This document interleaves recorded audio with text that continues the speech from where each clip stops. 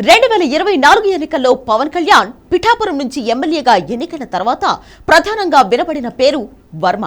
పిఠాపురం మాజీ ఎమ్మెల్యే వర్మ పవన్ కళ్యాణ్ కోసం తన సీటును త్యాగం చేశారు. టీడీపీ అధిష్టానం చెప్పడంతో వర్మ పిఠాపురం నుంచి పోటీ చేయకుండా పవన్ కళ్యాణ్ విజయం కోసం 2024 ఎన్నికల్లో సహకరించారు. పవన్ కళ్యాణ్ పెద్దగా నియోజకవర్గంలో ఫోకస్ చేయకపోయినా వర్మ అన్ని విధాలుగా అక్కడ సహకరించారు. పవన్ కళ్యాణ్ కు భారీ మెజారిటీ రావడంలో కూడా వర్మ కీలక పాత్ర పోషించారు.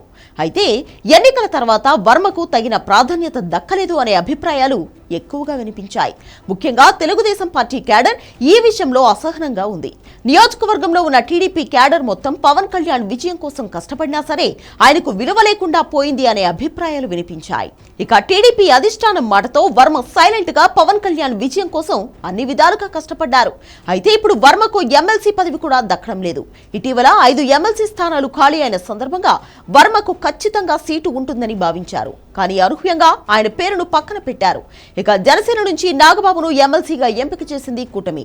దీనితో వర్మ రాజకీయ భవిష్యత్తుపై నీలి నీడలు కమ్ముకున్నాయి. అయితే ఇప్పుడు పవన్ కళ్యాణ్ మరో సంచలన నిర్ణయం తీసుకున్నట్లు తెలుస్తోంది.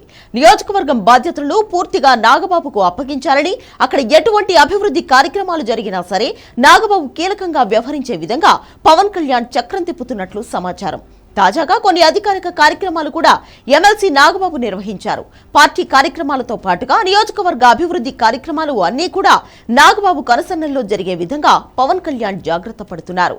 దీనితో వర్మకు నియోజకవర్గంలో పూర్తిగా ప్రాధాన్యత తగ్గించే విధంగా పవన్ కళ్యాణ్ వ్యవహరిస్తున్నట్లు తెలుస్తోంది.